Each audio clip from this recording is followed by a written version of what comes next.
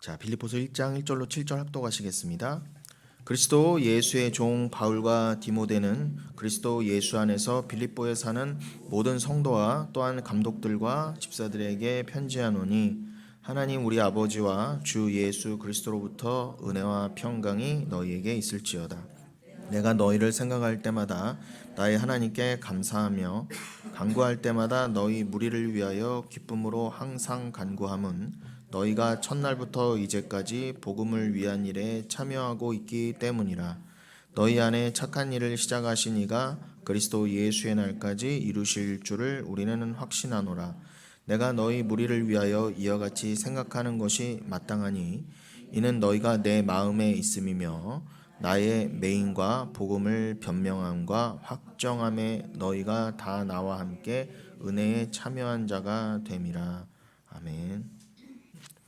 네, 우리가 지금 몇 주째 거의 2달 가까이 그 요나가 한 번씩 계속 언급이 됐는데 지난주 그 다그를 얘기하면서 요나가 언급됐었죠. 그 얘기를 이제 마저 이어가려고 합니다. 이어가고 나서 이제 오늘 본문을 얘기하려고 하는데 왜 그 또 요나서를 빌어서 다그에 대해서 언급을 했었죠. 다그는 물고기라고 말씀드렸죠. 그래서 요나를 삼켰던 그 큰 물고기는 뭐 종류는 뭔지 몰라요. 모르는데 그건 생물학적으로 어떤 물고기가 됐든 상관없어요. 그건 중요한 게 아니라는 겁니다. 근데 그러니까 그냥 다그 가돌이라고 돼 있겠죠. 원문에는. 큰 물고기예요. 쉽게 말하면 이제 빅피쉬죠. 그레이트 피쉬. 가돌이라는 히브리어가 위대한이라고 쓰지만 1차적으로 이제 크다 그냥 문자적으로 크다는 뜻도 있는데 그래서 그 다그 가돌하면은 큰 물고기예요. 근데 큰 물고기의 그 다그 그게 이제 히브리어로는 이제 물고기인데 헬라어로는 뭐 잘 아시는 것처럼 옵사리온 아니면 익투스가 물고기겠죠. 그런데 이제 히브리어로는 물고기가 다그인데 헬라어 그 신약에서도 그 익투스란 단어가 되게 중요하지만 참고로 그 오병이어에서의 두 마리의 물고기는 익투스가 아니라 옵사리온입니다. 조그만한 거. 상품으로 절대 팔 수 없는 거. 저 한 마리에 몇 억 가는 참치 이런 거가 아니에요. 요즘은 우리나라가 기후가 하도 이상해져서 이제 동해안에 여러분 오징어가 안 잡혀요. 명태가 안 잡힌 지는 이미 몇십 년 전이고요. 오징어도 금징어가 됐습니다. 오징어 이제 우리나라 물고기 아닙니다. 그래서 점점 이제 따뜻해지니까 이게 상어 뭐 이런 따뜻한 물에 사는 애들이 자꾸 올라오죠. 그래서 요즘은 참치도 이렇게 잡힌대요. 멀리 안 나가도 된대요. 그냥 동해안에서 조금만 나가도 참치가 잡힌대요. 근데 옛날에 막 참치가 귀하다고 그랬는데 요즘은 이제 동해안에서 흔한 물고기 됐어요. 그래서 뭐 횟감으로는 최고죠. 특히 그 혼마구로 이거는 진짜 최고 횟감인데 그래서 일본 애들은 걸 뭐 몇 억씩 하더라도 그걸 잡아다가 팔고 그러는데 여러분 그거 근데 드실 때 조심하세요. 그게 최상위 포식자 개념이어서 이 중금속이나 수은이 많이 쌓여 있어요. 그래서 이제 함부로 드시면 좀 그래요. 뭔 얘기하다가 근데 아무튼 이 다그 물고기 근데 이제 그렇게 오병이어에서 물고기는 시장에서 내다 팔만한 특히 막 비싼 혼막으로는 그냥 일본에서 상징적으로라도 막 3억에 우리나라 돈은 막 2억 얼마 3억 이런 걸로도 사는데 그런 거 말하는 거 아니에요. 오병이어는. 자, 그런데 돌아가면 요나서에선 그 물고기는 종류는 모르겠지만 큰 물고기여서 오죽 크면 그냥 사람을 통째로 삼킬 만한 그 물고기.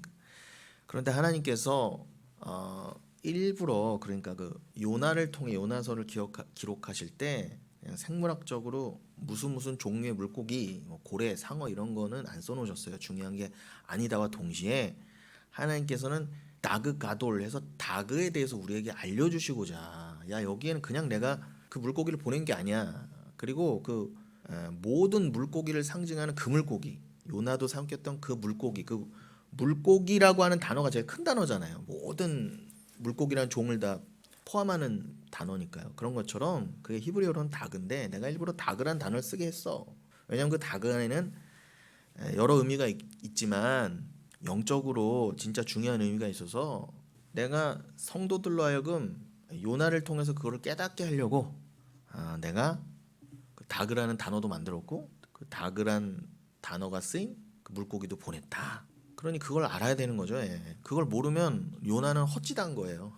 그런데 하나님의 입장에서는 어떻게 요나도 만드시고 물고기도 만드셔서 우리에게 보내신 일이 헛된 일이 있을 수가 있겠어요. 하나님이 하시는 모든 일은 처음 계획과 뜻에 따라 다 이루시는 거잖아요. 이루시기 위해서 말씀으로 모든 걸 창조하셨다 하면 이미 그건 종료된 거예요. 여러분, 우리가 종말을 향해 가지만, 늘 말씀드리지만 종말을 향해 가는 삶을 살지만, 제가 이따가 또 구원의 시제에 대해서도 언급하겠지만, 우리가 육을 입고 있는 이 땅에서는 종말을 향해 가는 것처럼 보이지만 이미 종말은 완성됐다예요. 그걸 하나님 나라라고도 할 수 있습니다. 그래서 성령을 받았다 하면 종말의 영을 받았다예요. 그 종말의 영은 예수만이 주실 수 있다. 그러니까 종말의 영을, 성령을 예수를 통해 받은 자만이 종말을 믿을 수 있어요. 성령은 롤롤롤롤로 하는 용도로 주신 게 아니라, 뭐 이호 권사님도 기도해 주셨지만, 그런 음란한, 악하고 음란한 세대가 구하는 눈에 보이는 표적을 위한 게 방언이고 성령이 아니라, 그 성령은 구원의 보증이라 하잖아요. 쉽게 말하면 예수를 믿게 하는 영이란 말입니다. 예수가 그리스도시고, 예수는 살아계신 하나님의 아들이시고, 예수는 천국의 주인이시며 그냥 천국 그 자체시고, 아까 우리가 성시로 읽은 시편 16편 2절에선 다윗이 뭐라고 그랬어요? 하나님, 그 주님 자체만이 복이십니다 그러잖아요. 성경에서는 뭐 돈, 명예를 복이라고 한 적이 없다니까요. 다윗조차도 뭐라고요? 주 그리스도 자체가 복이십니다. 다윗은 구약 사람이니까 하나님으로 그리스도를 알았겠죠. 그리스도가 하나님이고 하나님이 그리스도지만. 그러니까 어쨌든 다윗은 시편 110편에도 보는 것처럼 하늘에서 하나님과 그 주님, 우리가 예수를 알고 있는 그 주님이 함께 있는 걸 봤단 말이에요. 보좌 우편에 있는 걸. 그걸 그 메시아를 보고 주라고 했단 말이에요. 그가 내 혈통의 후손으로 오늘 예수인까지는, 그 예수라고 하는 존재까지 몰랐지만 어쨌든 내 혈통으로 올 그 메시아란 건 알았단 말이에요. 그 다윗은 예언자라고도 하는 거죠. 그러니까 그 다윗이 시편 16편 2절에서 뭐라고 그랬다고요? 내가 지금 보고 있는 그 하나님, 곧 그리스도가 주님이 나의 복이다 그랬어요. 천국을 보고 주님을 보고 나의 복이다 그랬어요. 주님은 곧 천국이에요. 그걸 알게 하는 영이 성령이란 말입니다. 성령은 이 땅을 살기 위한 능력 정도가 아니라, 그건 상관없어요. 오히려 여러분, 성령 받아도 이 땅에서 장애인으로 살 수도 있고 거지로 살 수도 있어요. 완전히 인생이 절단난 사람으로 살 수 있단 말입니다. 근데 성령 받아라 그러면 그 성령 받아서 내 지금 형편이 좀 트이고 가난했던 게 좀 풀리고 사업이 좀 풀리고 앓던 병이 고쳐지는 그 능력을 주시려고 성령 주신 게 아니에요. 근데 오늘날 교회가 딱 그렇게 성령을 오해하고 있잖아요. 그러니 우리는 성령파다, 성령 교단이라는 곳조차 거기서부터 성령을 가장 왜곡하고 있는데 뭐 할 말이 있겠습니까? 성령은요, 다시 한번요, 예수를 그리스도로 믿게 하는 영이에요. 그 말은 뭐라고요? 그리스도는 곧 다윗도 본 그 주님이시고 곧 하나님이시고 천국 그 자체시다. 복 그 자체시다. 성도가 받을 만한 복 그 자체. 그래서 오늘 본문이 빌립보서 3장 1장이지만 빌립보서 3장에는 뭐라고 돼 있어요? 너희는 위에서 부르신 부르심의 상을 보라 그러잖아요. 상을 받을 것이다. 그 상을 쫓으라 그랬잖아요. 부르신 게 복이라니까요, 여러분. 그게 상급이에요. 여러분을 부르셔서 천국을 주신 게, 천국이 곧 예수라면서요. 예수를 주신 게 상이라니까 여러분. 성경에서 말한 상하고 상급은 그리스도 곧 천국밖에 없어요. 구원밖에 없다고요. 그런데 오늘날 이 잘못된 기독교는 나는 뭐 당연히 구원 받았고 천국은 따놓은 당상이고, 애들 말로 말도 안 되는 진짜 근거 없는 자신감의 근자감. 내가 교회 오래 다녔고 교회 다니고 예수를 아멘 믿습니다. 난 뭐 입으로도 시인했고 마음으로도 믿어요. 얘가 뭐 나는 당연히 구원 받았고 당연히 구원 가는 거고, 예수를 또 왜 믿어요? 이 땅에서 부자 되고 잘 먹고 잘 살려고 애 많이 낳고 그 난 애들은 다 또 서울대 가고 부자 되게 하려고 예수를 믿어 드린다는 거죠. 비나이다. 그걸 기복주의라고 합니다. 그리고 이 땅에서 교회는 왜 다녀요? 내가 여기서 덕을, 그 오이코도메라고 하는 덕을 또 오해해서 내가 여기서 불교에서 말하는 그런 수행 정진처럼 여기서 덕을 쌓아놔야 돼. 가톨릭에서도 말하는 그 선행, 뭐 좀 가난한 사람 도와주고, 교황처럼 수중에 $100 이상 갖고 있으면 안 돼. 그래서 겸손하게 그렇게 잘난 척해가면서 교황은 그렇다 쳐요. 근데 우리 기독교는 심지어 그러죠. 선행하기 위해서 부자가 돼야 된대. 자기가 먼저 11조도 내고 남들 도와주려면 내가 먼저 부자가 돼야 된대. 그게 인본주의예요. 얼마나 좋아요. 이게 사기 쳐먹기. 내가 부자가 되면 나만 부자 돼? 교회도 11조도 내고 이웃도 도울 거야. 요 따위 소리 한다니까요. 아니요. 그 사람은요 100억이 주어져도 절대 선행 못해요. 한다 쳐도 늘 자기 의로 하는 거예요. 자기. 아니 교황조차도 자기 의로 하고 앉았는데 여러분이 뭐가 잘났다고 자기 의로 안 한다고 그렇게 자신을 하세요. 그러니까 웃긴 거예요. 이건요. 거대한 사기극입니다. 여기는 진짜. 여긴 다 진짜 그냥 가짜예요. 다. 여기는 거대한 사기극이라니까요. 자기 부인이 아니라 자기 의를 세우는 가장 큰 거두가 세상에서 가장 큰 칭찬을 받으며 가장 화려한 장례식으로 가고 있어요. 하나님이 정확히 보여주시는 거예요. 여긴 거대한 사기극이라니까 여러분. 물고기 뱃속에 갇혀 있는지도 모르고 여기가 좋사오냐고 그러고 물고기 뱃속에서 좋다는 거죠. 물고기 뱃속 안에서도 자기 세상을 꾸미고 있어요. 자기 성을 쌓고 서로 경쟁하고 있어. 나올 생각을 안 하는 거죠.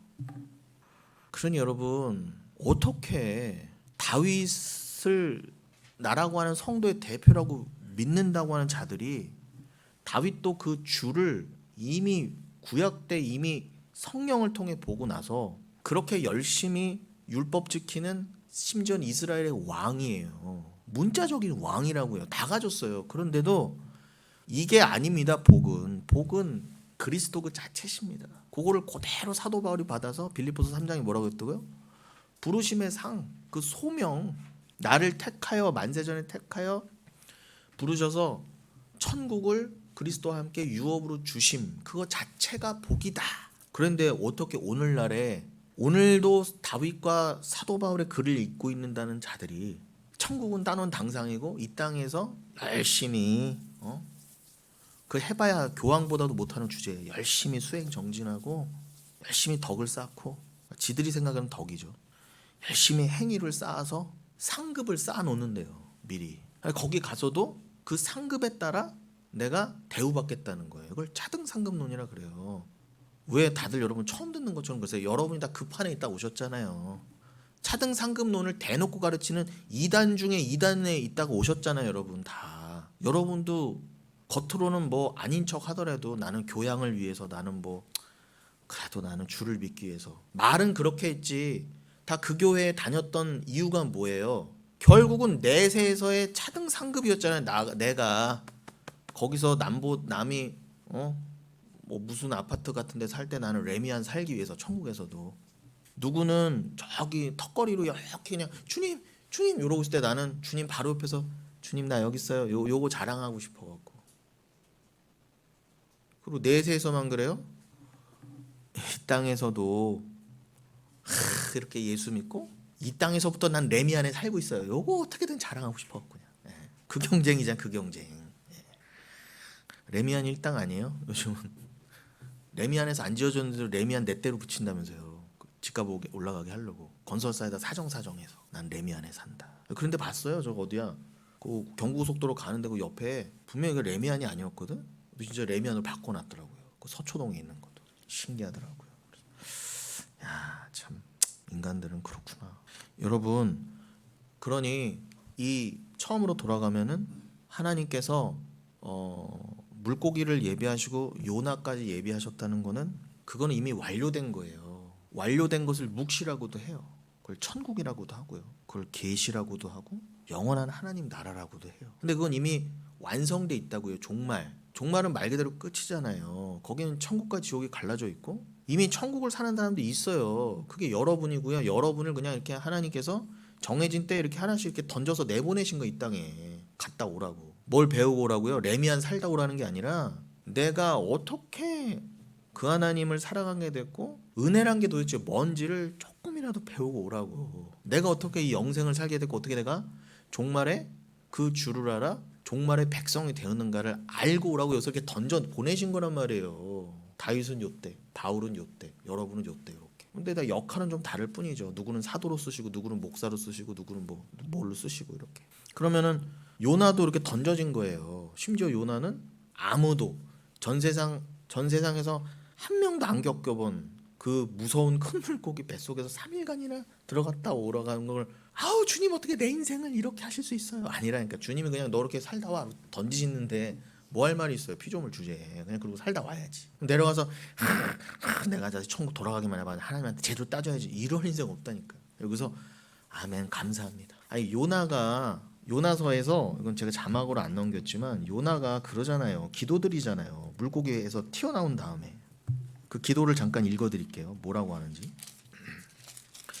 요나서 2장에 보시면은 요나가 물고기 뱃속에서 그의 하나님 여호와께 기도하여 이르되, 네, 아직 뱃속에 있을 때 그 기도예요.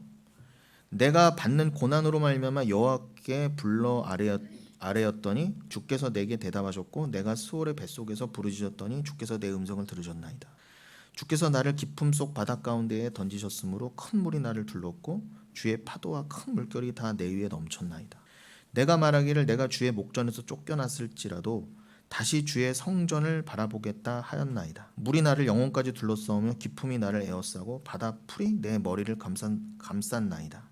내가 산의 뿌리까지 내려갔사오며 땅이 그 빗장으로 나를 오래도록 막았사오나 나의 하나님 여호와여 주께서 내 생명을 구덩이에서 건지셨나이다. 내 영혼이 내 속에서 피곤할 때에 내가 여호와를 생각하였더니 내 기도가 주께 이르렀사오며 주의 성전에 미쳤나이다. 거짓되고 헛된 것을 숭상하는 모든 자는 자기에게 베푸신 은혜를 버렸사오나 나는 감사하는 목소리로 주께 제사를 드리며 나의 서원을 주께 갚겠나이다. 구원은 여호와께 속하였나이다 하니라. 요 기도 드리고 나서 2장 마지막에 뭐라고 나온다고요? 여호와께서 그 물고기에게 말씀하시되 요나를 육지에 토하니라. 그러니까 주님은 이미 만세전에 정해 놓으셨던 거예요. 요나가 물고기 뱃속에서 요 기도를 드리게 될 거야. 요 기도 드리라고 내가 이 땅에 보내서 물고기 뱃속까지 들여 보낸 거야. 그 기도가 진짜 주님 계획대로 딱 나오고 나니까 어떻게 해요? 물고기야 이제 토해놔라 그러신 거예요. 그러니까 여러분 딱 감이 오지 않으세요? 우리는 이 땅에 물고기의 뱃속에 갇혀 있는 것처럼 있는 거예요. 그 3일이 상징하는 바가 있잖아요. 이 세상이잖아요. 이 세상에서 인생. 근데 여러분을 이 땅에 왜 보내셔서 물고기 뱃속과 같은 이 세상에 가둬놓으셨다고요? 이 요나같이 극도로 교만한 자도 요 고백을 토해놓을 수밖에 없거든요. 지금 전해드린 기도요. 이것만이 성경에 기록된다고 한다면 요나가 평생에 걸쳐서 얼마나 많은 기도를 드렸겠어요. 그 기도 안에는 나 레미안 살게 해주세요, 벤치 몰게 해주세요라는 기도도 분명히 있었겠죠. 그런데 성경에는 요 기도만 들어가 있단 말이에요. 그러니까 요 기도 못 드리면 여러분 다 실패한 인생이에요. 레미안 살아도. 그런데 이 기도는 죽었다 깨나도 인간이 스스로 못 내놓는단 말입니다. 그래서 여러분을 물고기 뱃속 같은 이 세상에 집어넣으신 거예요. 때로는 물고기 뱃속보다 더한 고난 가운데 하나님이 억하심정 때문에 실수가 아니라 요 기도 뽑아내시려고 여러분한테 영혼으로부터 지금 영혼이 토낸다고 그런 자기 이 기도를. 그럼 여러분이 당하고 있는 모든 상황은 각자가 다를지언정 동일한 맥락이라는 거예요. 제 말은요. 그럼 여러분들 보세요. 요나가 여기서 주님 진짜 내가 뱃속에 물고기 뱃속에까지 있어야 돼 아무리 그래도요 주님? 내가 천국에 올라가면 해봐봐 아주 그냥 내가 제대로 따지고 소송 걸어야지. 아니 아무리 그렇죠 나는 어떻게 이렇게 괄세할 수가 있어? 이런 게 있어요 없어요? 넌 그냥 이렇게 살다 하면은 살고 오되 오히려 감사를 내놓게까지 낮추신다요 자기 부인으로. 여러분이 아무리 극한의 고난을 당한다 할지라도 그거는 이유 있는 고난이에요 주 안에 있으면.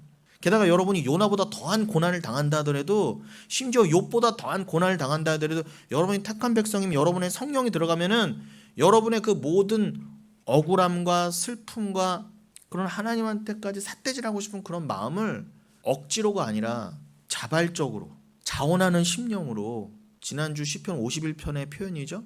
자원하는 심령으로, 거기서도 내가 자원하는 심령으로, 그 자원한다는 게 뭐예요? 곧 서원이잖아요. 서원. 여기서도 요나의 기도에도 서원이 나오잖아요. 그러니 정직한 영을 주셔서 그 정직한 영은 무슨 성령이라고요? 여러분을 자원하게 하는 거예요. 그래서 그 자원하는 심령이나 정직한 영이나 다 루아흐라고 돼 있다 그랬잖아요. 그거 다 성령이 하시는 거라니까요. 여러분이 정직하게 자원하게 만드시는 거예요. 하나님 측에서의 정직과 자원하는 거는 그 진짜 뜻은 성경 하나만 있습니다. 국어사전에 있지 않아요. 근데 그 성경적인 뜻은 오늘 요나서에도 나오고 있어요. 그게 뭐라고요? 요나가 뭐라고 고백하고 있어요? 내가 받은 고난으로 말미암아 내가 야훼께 부르짖게 되었습니다. 내가 지금 수월과 같은 곳에서 주님께 부르짖고 있습니다. 내가 지금 이 말도 안 되는 것을 겪고 있는데 마치 내가 주의 목전에서 쫓겨난 것 같은 상황이에요. 주의 성전에서 쫓겨난 것 같은 느낌이에요. 그러나 주가 나를 이렇게 만드시고 이 상황을 허락하셨다면 나는 그래도 그 주님의 선하심을 믿습니다. 그러면서 그 물고기 뱃속에서 어떤 고백이 이어서 터져 나온다고요? 제가 자꾸 물고기를 강조하는 거를 잘 기억해 놓으세요. 우리도 물고기고 이 세상은 다 물고기 떼예요. 다 인간들은, 죄인들은. 그런데 그 가장 큰 물고기라면 뭐예요? 가장 큰 사단 마귀 새끼라는 거 아니에요. 지금요. 아니 물고기가 지난주에도 언급해드렸지만 나그는 두려움에서 기인한다고 그랬잖아요. 그 단어 뜻이 물고기가 두려움에서 기인하는 게 물고기란 뜻이라니까요. 물고기가 왜 모여 살아요? 두려워서. 하나님한테 쫓겨난 이 인간들이 자기네들끼리 바벨탑 쌓고 문명을 이루고 모여 있으면서 하나님도 대적하려고. 그게 저 에스겔서 38장 39장에 보면은 곡과 마곡의 전쟁이고, 그게 계시록 20장에 보면은 무적행에서 풀려난 사단이 그 곡과 마곡의 전쟁을 완성할 거라 그러잖아요. 이미 종말은 완성됐는데 그 완성된 종말을 향해 가기 위해서 이 세상에 그런 진짜 곡과 마곡의 전쟁, 아마겟돈 전쟁 같은 종말도 펼치신다 해요. 반드시 있을 거예요. 그런데 그들이 다 개구리의 새 영처럼 더러운 영들이 모인 것처럼 바다의 모래수와 같은 수가 막 드글드글 모인다 그러잖아요. 사단이 모은다 그러잖아요. 이렇게 물고기 떼랑 똑같은 거예요. 근데 그 물고기 중에 가장 큰 물고기는 뭐예요? 대가리 아닙니까? 사단이라니까요. 근데 그 사단은 또 누구? 여러분이요. 여러분이 여러분을 먹은 거예요. 요나 같은 경우는. 여러분 계시록 12장에서 사단이 옛뱀용 사단 마귀가 하나님에 의해서 쫓겨났다. 그런데 그거를 사단이란 존재가 무슨 뭐 동화나 SF물처럼 하나님이 싸우다가 겨우 사단을 내쫓아서 떨어지고 이런 거 없어요. 여러분 수준에 맞춰서 이렇게 묵시적인 언어로 동원하신 거예요. 전지전능하신 하나님이에요. 하나님은요. 여러분 정말 믿으십니까? 그 하나님 무슨 피조물하고 싸우시고 대결을 하세요. 대결을 하기는요. 조물주가 피조물과 대결한다는 것 자체가 말이 안 되잖아요. 그럼 사단이 뭐 하나님께 대항을 해서 하나님이 힘들어서 여러분의 중보를 요청하고, 그렇죠 하나님, 나는 이렇게 잘난 자로서 나는 저 사탄을 하나님 이기시기 위해서 나도 선한 사람으로서 이겨라 하나님, 마귀들과 싸울지라. 다 틀렸다는 거예요. 다 이단 사설이에요. 그게 다. 근데 우리는 아직도 그렇게 믿고 왔잖아요. 아니 내가 사단이라니까 여러분. 그러니까 계시록 12장에서 하나님이 옛뱀용 사단 마귀를 쫓아보냈다는 건 우리가 천국에서 죄인의 모습으로 쫓겨났다예요. 그러니까 에덴에서부터도 이미 죄인으로 태어난 거예요. 그러니까 뱀으로 온 또 다른 나에게 이렇게 먹히죠. 그러니까 이 요나가 품고 있는 큰 사진은 사단이 요나를 삼켰지만 다른 말로는 요나가 요나를 삼킨 거예요. 자기인부인되지 않은 죄인이 나를 완전히 먹어버린 거라니까요. 그럼 여러분 물고기가 여러분을 삼켰으면 뭐밖에 안 보여요? 물고기밖에 안 보이잖아요. 여러분은 안 보이잖아요. 그럼 여러분 안에 성령이 있다면서요. 그럼 성령 받은 자는 물고기 배에서 튀어나와야 돼요. 그래야 하나님의 영광이 드러나죠. 그러나 대부분은 어떻게 해요? 물고기에 먹혀서 소화가 돼서 그놈이나 물고기나 똑같이 된단 말이에요. 구별이 안 되게 된다니까요. 그게 물고기로 확정된 나라고 하는 지옥이 얘 자를 완전히 먹어버린 거예요. 아무도 거기서 튀어나올 수 없어요. 그러나 성령을 주신 자는 그 성령 때문에 물고기가 어떻게 해요? 야 토해놔. 하나님이 그러시면 바로 토해놓는 거예요. 그럼 내가 튀어나왔을 때 그 나는 뭐예요? 이제 새 사람이잖아요. 굳이 표현하자면. 그럼 그 새 사람은 물고기도 소화할 수 없는 자기 부인된 나란 말이에요. 그전에는 자기 부인이 안 돼서 난 어디서는 큰 물고기로 보이고 싶었어. 그게 내 얘 자아의 욕심이었잖아요. 나는 이 바다의 왕이야. 난 이 세상의 왕이야. 내가 큰 물고기, 어떻게든 더 큰 물고기가 되기 위해서. 바다에도 생태계가 있잖아요. 플랑크톤을 조그만 물고기가 먹고, 좀 중간 물고기 먹고, 중간 물고기를 참치가 먹고, 참치를 상어가 먹고, 상어를 고래가 먹고, 큰 검은 고래 있잖아요. 킬러 웨일, 뭐라고 하죠? 아무튼 그 있잖아요. 그렇게 생태계가 쭉 있는 것처럼 우리는 조금만 약해 보이는 게 있으면 다 먹으려고 그런단 말이죠. 먹으려고. 나는 조금이라도 큰 물고기가 되고 싶어서 그랬던 우리예요. 그래서 이 세상에서 어떻게든 큰 물고기로 보이고 싶어서 아주 생 난리를 치던 자들, 그냥 물고기였어요 우린 다. 그런데 하나님께서 어부처럼 나는 사람을 낚는 어부다, 너희도 사람을 낚는 어부다 만드셔서 하나씩 건져 올리시는 거예요 이렇게. 그럼 그 물고기는 파닥파닥 죽은 거예요. 자기 부인입니다. 그러니까 여러분 이 요나서에 이렇게 큰 게 담겨져 있어요. 그러면서 그 요나가 그러면 물고기 자아였던 옛 자아를 버리고 물고기 뱃속에서 토해져 나와서 성령으로 사는, 천국에 이미 나는 성령으로 완성된 내 진짜 자아가 있는데 그것은 완벽히 이루어진 종말이고 이 땅에서 그 종말을 향해 가는 모습을 어떻게 해요? 자꾸 옛사람을 벗어내는 그 진짜 성경에서 말하는 성화의 모습으로 가잖아요. 그 중간 과정에서 요나는 이 일을 겪은 거예요. 그래서 요나가 하나님 원하시는 그 기도를 드디어 드리게 되었다. 그 기도가 뭐예요? 주님 뭐 내가 물고기 뱃속에서 나오면 뭐 어떻게 할 거고요 주님, 내가 뭐 하겠습니다 이런 말도 없어요. 주님 내가 물고기 뱃속에 나가면 나한테 한 번만 나를 더 살려주시면 내가 돈 많이 벌어서 주님 11조도 많이 하고 내가 주의 일에 힘쓸게요, 내가 신학교 갈게요 이런 말도 없어요. 내가 뭐 선교할게요, 뭐 전도할게요 이런 말도 없어요. 주님은 그런 거 원하시는 거 아니에요 여러분. 그 자체가 이미 또 다른 물고기라니까요. 그런 말하는 것 자체가. 인간은 여러분 그냥 기도도 하면 안 돼. 솔직히요, 기도도 하면 안 돼요. 오죽하면은 물고기 뱃속에서 3일이나 갇혔어야 겨우 주님이 받으실 만한 기도 나오는 거예요. 성령에 의해서. 뭐라고요? 그 후반부엔, 기도 후반부에는 내 속에서 영혼이 너무나 피곤해요. 마치 시편에서 다윗이 말한 바와 똑같죠. 내 영혼아 내 속에서 이렇게 불안해하는가, 떠는가, 왜 두려워하느냐. 그 두려움이 물고기와 같은 의미라고 그랬죠. 그런데 그 기도가, 그러나 그 말도 안 되는 기도를 주님이 받으셨으니 8, 9절의 기도의 결론이 뭐예요? 거짓되고 헛된 것을 숭상하는 모든 자는 자기에게 베푸신 은혜를 버렸사오나. 자기 부인이 나오잖아요 여기도요. 세상을, 나를 섬기는, 저 사단을 섬기는 건, 세상을 섬기는 것은 곧 나를 섬기는 거예요. 그건 또 변형된 하나님을 이게 하나님이야 라고 하나님을 금송아지로 섬기는 거죠. 그렇게 자아를 확정하고 우상 섬기듯 하나님을 섬기는 자들에게는 은혜가 없다 그러잖아요. 그들은 은혜를 버린 자다 그러잖아요. 그 은혜를 말하면서 9절에 뭐라고요? 나는 감사하는 목소리로 주께 제사를 드리며 나의 서원을 주께 갚겠나이다. 구원은 여호와께 속하였나이다. 여러분도 이 기도만 하셔야 돼요. 여기서도 얘기하잖아요. 동일합니다. 요나가 됐던 다윗이 됐던 누가 바울이 됐던 늘 기도는 동일해요. 성경에 나오는 동일인 기도는.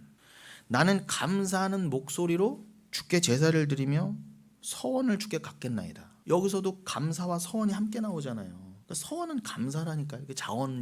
자원하는 심령의 그거.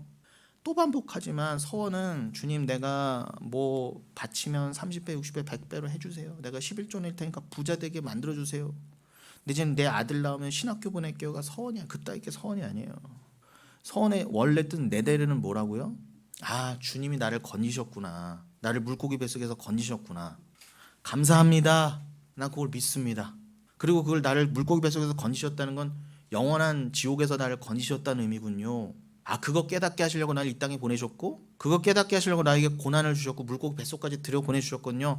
감사합니다. 이제 주님과 나는 화목하게 되었습니다를 믿는 자가 드릴 수 있는 제사가 비로소 감사제요 곧 서원제라는 거예요. 낙헌제란 말입니다. 그러니까 여러분 시편에 명확히 다 나오지만 모든 시편에 구원받은 백성이 마지막에 내놓는 건 감사 찬양밖에 없어요. 어떤 상황에서도 주님이 나에게 이 땅의 걸 뭘 주셔서 감사하고 찬양하고 서원하는 게 아니라, 그러니 모든 걸 한마디로 뭐라고 가름해요?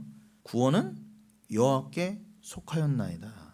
이건 계시록 7장 10절의 고백하고 똑같잖아요. 구원하심이 보좌에 앉으신 하나님과 어린 양께만 있습니다. 그건 천상에서 14만 4천으로 상징된 나요, 나. 진짜 나가 이미 천국에서 완료된 종말 가운데서 뭘 부르고 있다? 구원하심은 보좌에 앉으신 하나님과 어린 양께만 있습니다. 다윗이 이 땅에서도 봤던 그 어린 양과 보좌 우편, 하나님과 보좌 우편 어린 양께만 있습니다 라는 고백을 요나도 우리와 함께 만세전에 거기서 부르고 있었는데, 이 땅에 내려와서도 그걸 부르게 하시되, 어디서 그걸 부르게 하신다? 물고기 뱃속에서. 그 말은 뭐예요? 물고기 뱃속 같은 상황이 여러분에게 안 닥치면 여러분들은 절대 찬양이 회복될 수 없어요. 여러분은 절대로 감사가 회복될 수 없어요. 그래서 여러분의 고난을 주시는 거예요. 여러분 자, 이런 맥락에서 다시 다그로 돌아가면 제가 이 다그를 얘기하면서 왜 여기까지 왔어요? 요나도 물고기도 결국 뭐예요? 완성된 하나님의 뜻, 그 계획을 펼쳐 보이시려고. 근데 이미 모든 게 전지전능하신 하나님이 말씀하셨다는 건 이미 이루어진 거고요. 그건 실패 없어요.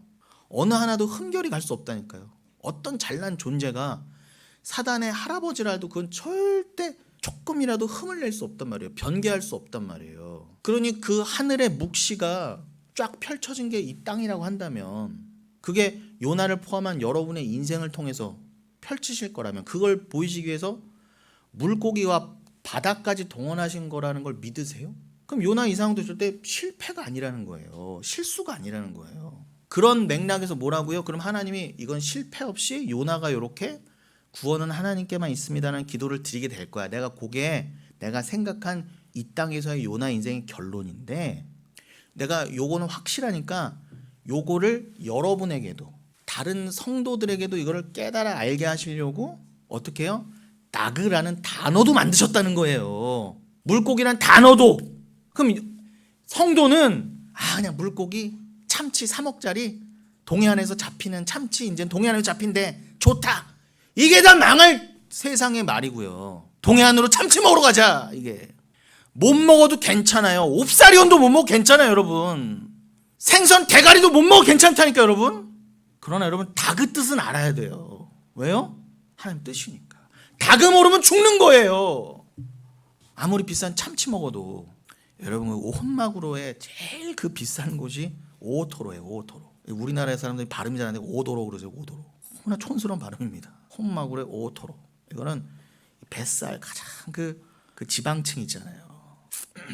그 참치가 대양을 가르면서 그 얼마나 야들야들 그 적당한 살에다가 지방이 딱 꼈겠습니까? 요거는요, 3억짜리 참치 같은 경우는 요거 한 점에 여러분 이게 얼마겠어요? 최소 몇십만 원이라고요.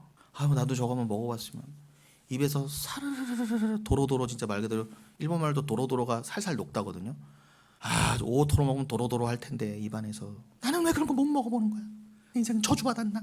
저 인간은 다 먹는데 맨날 인스타나 페북이나 뭐 유튜브나 보면서 부럽다. 이 교회 다니는 인간들도 이 짓이나 하고 앉았으니 어떻게 하면 좋아요 도대체? 그게 교회 다니면서도 저주받은 인생이에요. 주님한테 무슨 기도 드려? 그 사람은 주님 나에게 복 주시오, 복 주. 그래서 내가 해외여행 가서 빨리 오토로 좀 먹게 해주세요. 저 일본인 이따마에가 이렇게 직접 이렇게 해주는 나발이 몇 개고 이거 좀 직접 먹어보게 해주세요 주님. 그렇게 부자 되면 내가 주님께 11조도 드려볼게. 여긴 다 미친 거예요, 여러분. 이거 다 여기는 그냥 사기극이에요. 다. 주님이 좀 알아먹으라고 다그도 만들어주고 다그라는 단어까지 주셨는데 다 그 문자에 함몰되어 있는 거예요. 이 세상이 그냥 묶여 있어 다.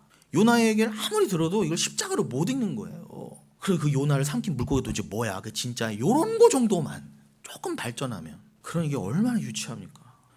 그 나그 물고기를 분해하여 해석하면 두려움이라는 뜻을 품고 있다고 말씀드렸어요. 지난주에 여기까지 했었어요. 여러분, 왜 인간은 물고기처럼 때를 지어 흩어짐을 면하려 하는가? 그 바벨탑을 지은 거랑 똑같다고 그랬죠. 흩어지면 인본주의가 약화되기 때문에. 쉽게 말하면 돈이 안 되니까. 왜 모여요 인간들? 경제 때문에 그래요. 지방이 왜 망해요? 사람이 없으니까. 그러니까 자꾸 올라오는 거예요. 애도 안 낳고. 그러니까 여러분, 이제 한국은 그냥 서울과 수도권 나라가 되는 거예요. 그냥 도시국가처럼. 지방에는 이제 외국인만 살겠죠. 우리나라 이제 땅도 팔지 몰라요. 외국인들 그냥 살으라고. 결국 하나님만을 의지하지 못하는 인간의 죄성으로 기인하는 거예요.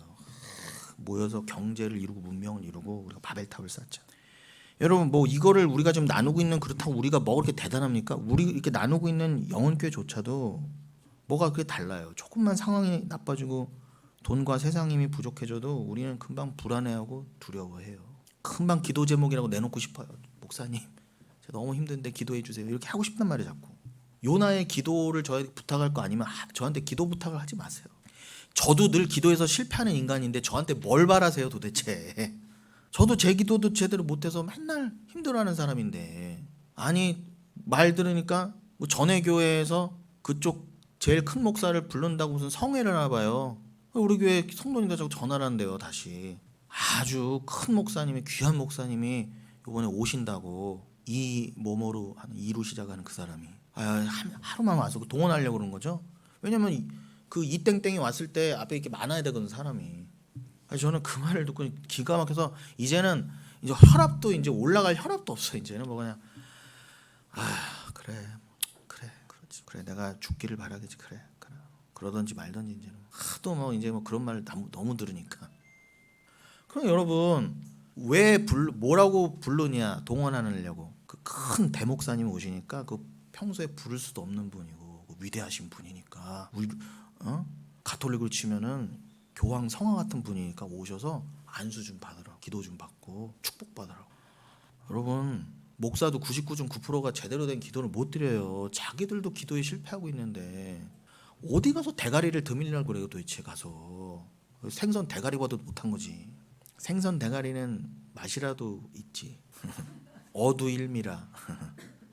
그 매로 생선구이 대가리 드셔보셨죠? 얼마나 맛있어요. 이렇게 탁 해서 이렇게 탁 하고 옆에 몇 점 딱 내주면 그게 몇만 원이래요. 생선 대가리도 몇만 원짜리 하는 거 있어요. 뭐 그 축에도 못 끼면서 뭘. 그러니까 여러분, 나는 주님만을 사랑하고 주님만을 의지해요 하면서도 내 측에서는 얼마나 늘 가볍고 입술뿐인 고백이 나와요. 이 관념뿐인 허공의 메아리. 아주 그냥 존재의 가벼움을 너무 느끼다 못해 이제 이 존재가 너무 싫어요. 존재라고 할 수도 없는 이 내가 너무 싫은 거야. 분명히 나는 이미 종말을 믿고 하나님을 믿는다고 난 목사라고 하는데도 수시로 물고기로 드러나. 미쳐버리겠어요. 그렇다고 큰 물고기에 삼켜지면 소화도 안 돼. 또 으악 하고 토해놓게 만드셔. 그럼 막 이렇게 소화액이 묻은 채로 죽지도 못하고 뭐냐 이거 도대체. 언제 가냐 난 도대체. 이럴 수밖에 없는. 결국 신앙생활이란 그렇게 주님 앞에서 내가 사라져가는 거예요. 점점. 주님 앞에 끝까지 은혜가 절대적으로 필요한 죄인 중에 괴수로 사는 거예요. 그래 나는 끝까지 이런 물고기 중에 물고기야. 그러니 나는 사도 바울의 고백처럼 나는 죄인 중에 괴수입니다. 내가 그 물고기 중에 가장 큰 대가리였습니다. 그걸 고백하게 하시는 거예요. 그것만이 여러분을 아직 이 땅에 두시는 유일한 이유로 알고 계세요. 제발. 그러면은 두려움이 몰려와도 그 두려움을 이길 수 있는 유일한 길이에요. 이 말도 안 되는 세상에서 평안할 수 있는 유일한 길이라니까 여러분. 내가 죄인 중에 괴수로 드러나고 인정할 때만이. 결국 신앙은 내 게 아니에요. 그래서 믿음은 내 것이 아니라 주님 것이며 성도의 견인이라는 교리가 맞다는 것입니다. 이 성도의 견인이라는 교리는 뭐 개혁 신앙에서 특별히 더 강조되는 주제지만 매일 강조되어도 부족함이 없죠. 사실은 이 교리 공부는 매일 해도 어색함이나 부족함이 없어요. 근데 오늘 이제 남은 시간 이 성도의 견인, 이게 사실은 큰 주제지만 오늘도 그래도 시간 안에 오늘 빌립보서가 본문이잖아요. 이 빌립보서를 가지고 이 성도의 견인이라는 게 왜 결국 옳은가. 이 오늘은 빌립보서와 요나서만 봤지만 결국 빌립보서와 요나서도 성도의 견인밖에는 말하지 않는구나. 그 개혁 신앙밖에는 말하지 않는구나. 라는 것을 나누고 마치겠다는 거예요. 여러분 이제 빌립보서 1장을 보시면 여러분 혹시 사도행전 28장 기억하시나요? 사도행전 28장, 사도행전의 마지막에서 바울이 이제 로마 가이사 그 황제 앞에 가서 이제 재판을 하게 되는 그 직전 상황. 그래서 그 로마에서 연금 상태로 있는 상황이 그려지고 있잖아요. 기록되고 있잖아요. 사도행전 28장에서.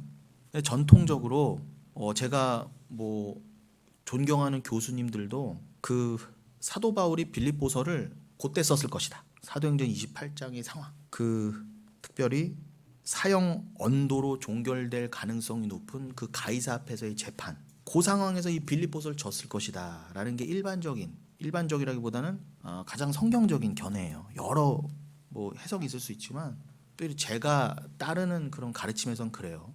그런데 더더욱 그런 것이 뭐 사도 바울이 야 빌립보서는 언제 썼고 내가 로마 감옥에 있을 때 썼어라는 말은 굳이 없지만 빌립보서 자체가 옥중 서신으로 알려지는 건 맞잖아요. 에빌, 골빌, 에베소서, 빌립보서, 골로새서, 빌레몬서 이 네 개는 옥중 서신이잖아요. 그런데 보통 그 옥중의 감옥이 로마 감옥일 것이다가 일반적인 견해긴 해요. 근데 정확한 거는 천국에 가봐야 알 수 있죠. 중요한 거는 그게 어느 감옥에 썼던 그렇게는 지엽적인 거라는 거예요. 그걸 로마가 됐던 어디가 됐던. 거기에 막 여러분이 막 몰두할 필요는 없어요. 그런데 정황상 거기가 빌립보서 같은 경우는 다른 서신까지는 모르겠지만 빌립보서만 놓고 보면은 이 빌립보서는 확실히 로마 감옥에서 썼을 확률이 굉장히 높아요. 그 이유 중에 하나만 말씀드리면 이 여러분들이 읽으신 이 빌립보서 1장에서 사도 바울이 나는 이제 이 거의 나의 끝날이 왔다. 이 재판을 받고 나는 목이 날아갈지도 모른다. 라고 하는 상황을 사도 바울이 지금 말하고 있어요. 그것을 볼 때 로마 감옥에서 가이사의 재판을 앞두고 썼을 가능성이 높다. 그런데 기가 막힌 건 여러분 그 감옥에서 특별히 내가 곧 목이 달아나 죽을 수도 있어 라는 그 입장에서 지금 사도 바울이 계속 뭘 말하고 있어요?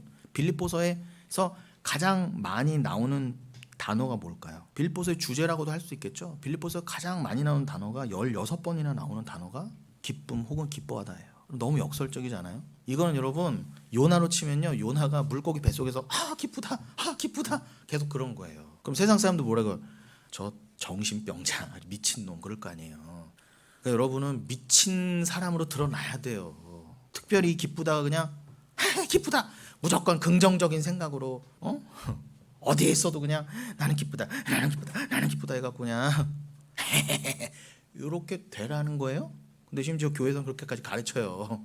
자기 암시와 세뇌를 시키죠. 아니라니까요. 사도 바울은 지금 눈물 가운데 기쁨을 말하고 있어요. 진짜 기쁨을. 감정적인 기쁨이나 이 땅에서 얻을 수 있는 그 기쁨을 말하는 게 아니에요. 말 그대로 내가 종말 가운데 이미 영원 가운데 하나님의 품 안에 있다고 하는 그 안식과 평강과 평안에서 나오는 기쁨이란 말이에요. 흔들리지 않는다. 그걸 예정론이라 해도 좋아요. 사도들은 한 번도 예정론이라는 단어를 안 썼지만 우리는 그걸 편의상 예정론으로 부르죠. 나 이미 예정돼 있다고 한다면 나의 천국과 나의 안식이 어떤 상황에서도 흔들릴 수가 없잖아요. 거기서 오는 기쁨이에요. 세상아 오히려 더 흔들려라. 세상아 오히려 더 드러나라. 더 광폭해져라. 강팍해져라. 그래도 나는 안 흔들릴 거야. 누각이나 보자. 이런 좀 담대함이 생기고 죽음이 두렵지 않은 사람에게 뭐가 두렵겠어요, 여러분. 그럼 내 안에 말씀이란 기둥이 콱 박혀서 안 흔들려. 그럼 세상을 압도하게 돼 있어요. 그 누가 앞에 있어도 대통령이 와 있어도 교황 성악께서 와 있어도 할 말은 하고 당신 죄인이야. 예수 믿으면 당신 지옥이야.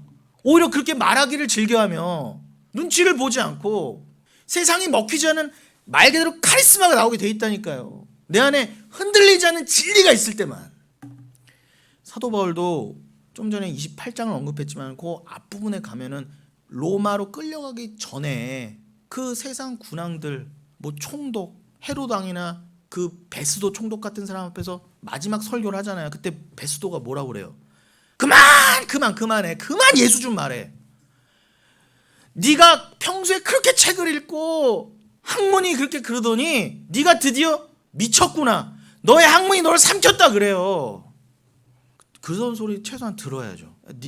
맞아요. 여러분이 하도 성경을 읽고 예수마다 여러분 예수한테 확 먹혀야 돼요. 네가 미쳤구나. 너의 학문이 너를 먹었도다. 베스도는 학문이라 표현했지만 우리는 그냥 학문이라 할 수 없잖아요. 예수라는 그 지혜가 여러분을 먹어야 돼요. 요나가 물고기에 삼켜지듯 그렇게 미친 자로 드러나야 돼요. 세상 앞에. 세상에게 절대로 칭찬받을 생각하시면 안 돼요. 난 레미안 살아요. 벤치 몰아요로.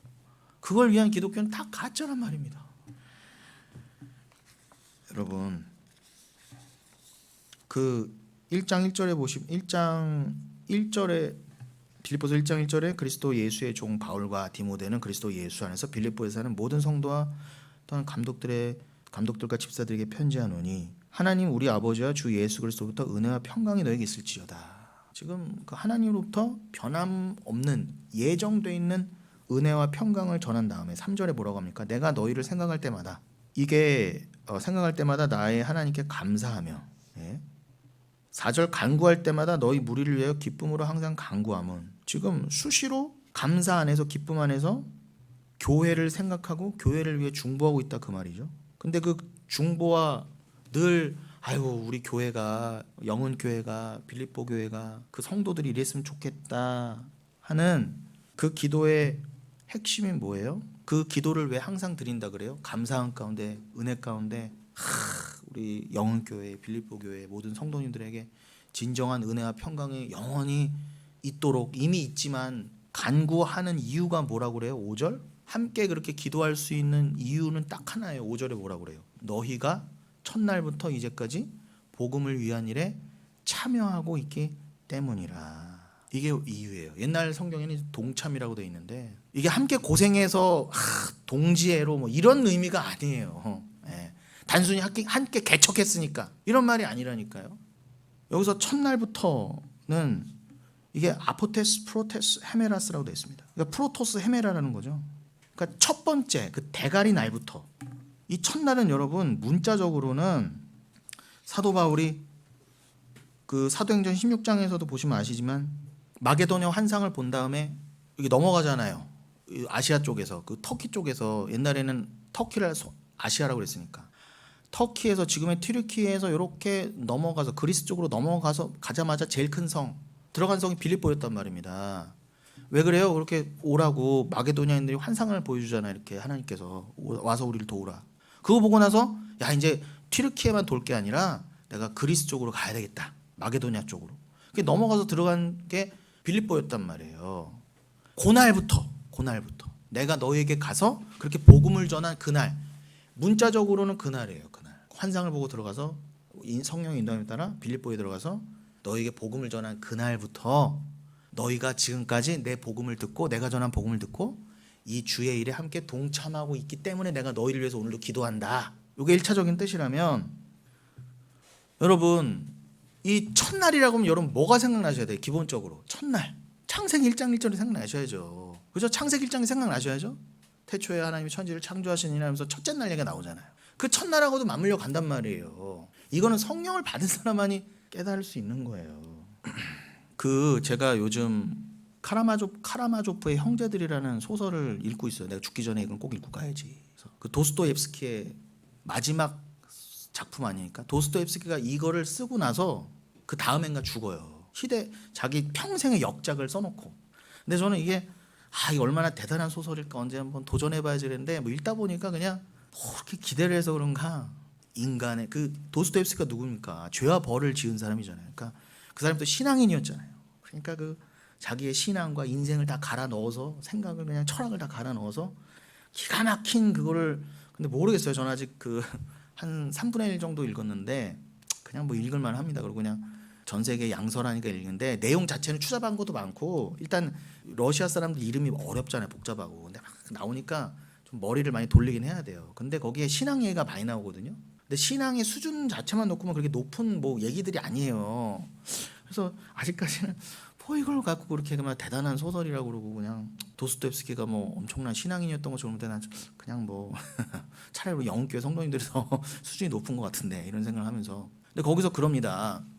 제가 왜 이 얘기를 꺼냈냐면은 거기서 어떤 뭐 이름까지 정황까지는 뭐 시간상 말씀 안 드리지만 거기서 이렇게 한 아버지가 있는데 그 양자 그 주인공인 표도르 까라마조프의 집에서 일하는 종이 있어요. 그리고리라고. 근데 그 그리고리가 그 양자를 한 명 키우거든요. 근데 그 아들을 이제 크니까 그 아들에게 글씨를 가르쳐 주고 나서 성경을 가르쳐요. 그런데 이 애를 창세기부터 가르칠 거 아닙니까? 가르치는데 쭉 성경 읽는데 애가 피식 웃는 거예요. 왜 웃냐 그랬더니 아니 첫째 날에 이미 빛이 나왔다 그러는데 넷째 날에 해, 달, 별을 만들어다 말이 돼요. 피식 웃는 거예요. 근데 거기서 그럼 아버지가 그 빛이란 고린도후서 4장 6절을 보렴. 이건 그리스도라고는 참 빛이야. 진짜 빛이란 예수 그리스도는 천국에 있고 그 빛을 설명하시기 위해서 빛이 있으라 해보신 거고 그 예수는 그냥 조물주가 만들어내신 그런 피조물의 한 종류가 아니며 그 첫째 날의 빛은 그 넷째 날의 태양을 포함한 그 진짜 그리스도라는 빛을 설명하는 그 빛이야. 그렇게 설명해야 되잖아. 아버지가 어떻게 할게요? 이놈 새끼 따기를 딱 치는 거야. 어디서 아버지가 성경 가르치는데 피식 웃고 질문을 하고 앉았다고 그냥 미슈밋 하고 읽으면 되는 거지. 제가 그러면서 실소를 했습니다. 여러분 그러니까 이 성경은요 뭐 도스토옙스키 때만이 아니라 전 세계를 망라하면서 늘 읽혔던 게 성경이에요. 가장 많이 읽힌 게 성경이란 말입니다.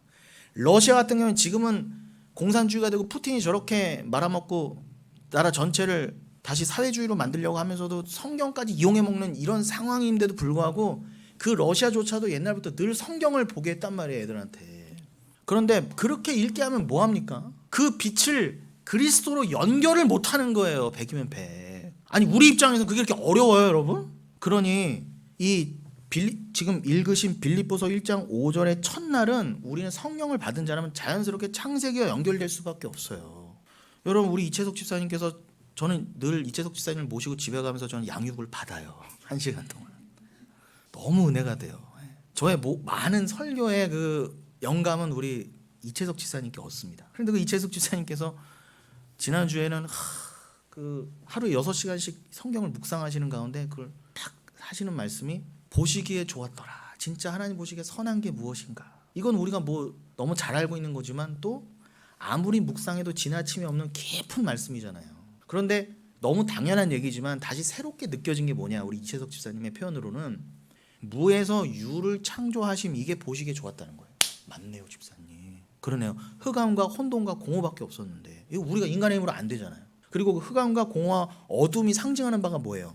죄인된 우리잖아요. 에스겔서 37장에서 그 마른 뼈다귀처럼 그냥 누워있는 우리요, 죽어있는 신부, 도저히 스스로 다시 부활하여 일어날 수 없는 생명이 없는 자, 그냥 먼지, 똥덩어리, 거름덩어리, 그냥 물고기한테 삼켜져서 소화돼서 물고기 똥으로 나왔어야 될 우리요, 그냥 그렇게 죽어있는 거예요. 그게 무예요, 무.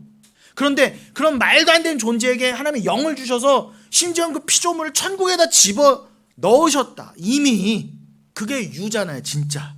그게 진짜 새 창조라고요. 죽어있던 우리를, 죄인을 어떻게 의인을 만들어서 하나님이 존재처럼 보이게 하는 의인을 만들어서 예수 피로 덮어서 하나님 나라에 들여보냈다는 것 자체가 진짜 창조라고요. 그게 요한복음 1장 얘기잖아요. 진짜 빛 얘기 나오면서. 그 진짜 창조를 알아먹으라고 창세기 1장 1절부터 시작한 거예요. 야, 내가 이렇게 보여줄게. 요걸로 보여줄게. 요 지구와 우주로 보여줄게.